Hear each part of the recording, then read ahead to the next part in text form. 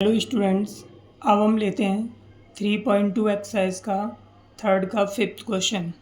तो थर्ड के fifth question में हम देखते हैं, यदि किसी भिन्न के अंश और हर दोनों में 2 जोड़ दिया जाए, यदि किसी भिन्न के अंश और हर दोनों में 2 जोड़ दिया जाए तो वह भिन्न 9/11 हो जाती है, और अंश तथा हर दोनों में 3 जोड़ दिया जाए तो वह भिन्न 5/6 हो जाती है। तो वह भिन्न ज्ञात करनी है हमें। तो हम यहाँ पर क्या करेंगे, भिन्न का मतलब होता है हमारा फ्रैक्शन, मीन्स P/Q की फॉर्म में जो संख्याएं होती हैं वो हमारी भिन्न कहलाती हैं। जैसे हम यहाँ पर ले लेते हैं, माना कि वह भिन्न x/y है। तो यहाँ पर इसका अंश कितना हो गया, इसका अंश हो गया x और इसका हर हो गया y। तो हमारी फ्रैक्शन होगी x/y, यानी भिन्न हमारी x/y हो गई। अब हम यहाँ पे क्या करते हैं, क्वेश्चन के अकॉर्डिंग, क्वेश्चन में प्रश्न में हमारे में क्या है, दोनों में 2 जोड़ दिया जाए, अंश में भी 2 जोड़ दिया जाए और हर में भी 2 जोड़ दिया जाए। तो लिखेंगे प्रश्नानुसार, अकॉर्डिंग टू क्वेश्चन। तो यहाँ पर ये होगी हमारी फ्रैक्शन x/y।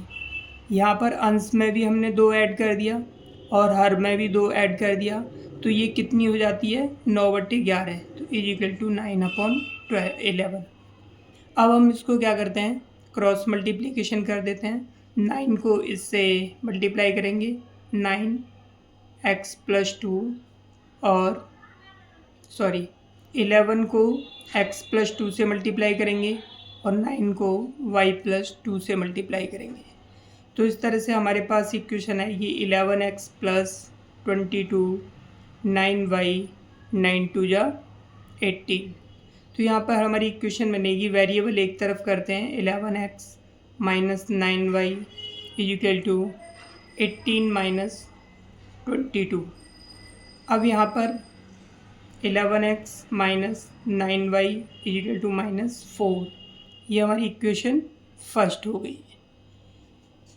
अब हम अगेन अकॉर्डिंग टू क्वेश्चन करते हैं, पुनः प्रश्नानुसार।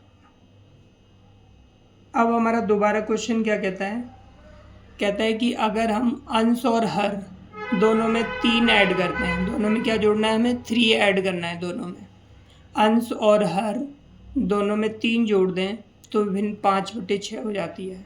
तो हमारी फ्रैक्शन होगी x/y। यहाँ भी हमने 3 ऐड कर दिया अंश में और हर में भी 3 ऐड कर दिया, तो हो जाती है 5/6।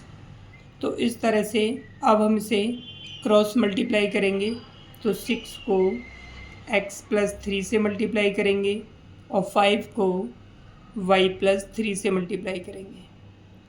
यहाँ पर ये जो 6 है ये ब्रैकेट के अंदर मल्टीप्लाई हो जाएगा, 6x + 6 3 = 18, 5y + 5 3 = 15।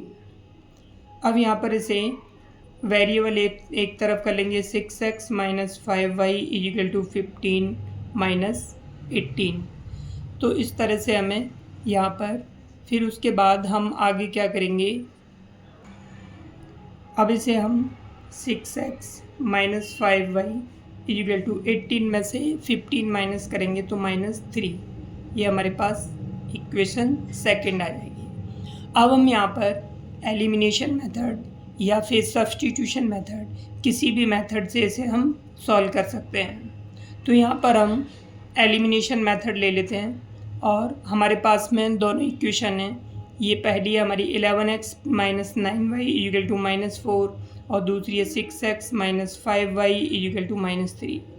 तो एलिमिनेट करने के लिए हमें क्या करना पड़ेगा, यानी एलिमिनेशन मेथड का मतलब यहाँ पर हमारा विलोपन विधि और प्रतिस्थापन विधि, सब्स्टिट्यूशन मेथड, प्रतिस्थापन विधि। तो यहाँ पर हम विलोपन विधि लेते हैं। तो विलोपन विधि में ये हम किसी एक को एलिमिनेट करते हैं, यानी कि इसको विलोप कर देते हैं, गायब कर देते हैं। तो यहाँ पर इसके लिए हमें क्या करना पड़ेगा, इसको हम 6 से मल्टीप्लाई करेंगे तो 66 हो जाएगा और इसको 11 से मल्टीप्लाई करेंगे तो ये भी 66 हो जाएगा। इस तरह से हम दोनों को विलोप कर सकते हैं। तो यहाँ पर हम लिखेंगे समीकरण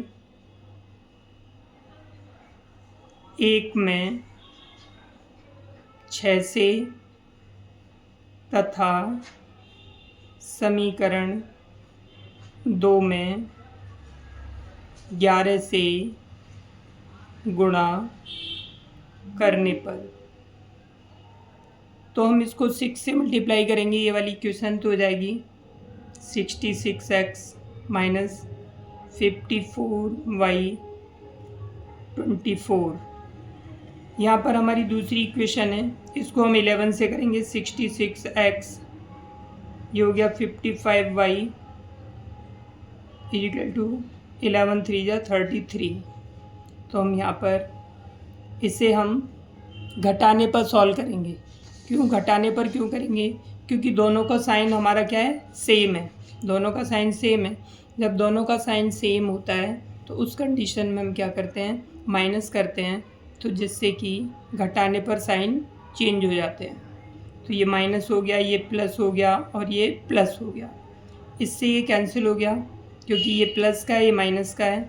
अब इसमें से इसे माइनस करेंगे, ये प्लस का और ये माइनस का, तो 55 में से 54 माइनस करेंगे, प्लस का y बचेगा, और यहाँ पर 33 में से 24 माइनस करेंगे तो ये प्लस का 9 बचेगा।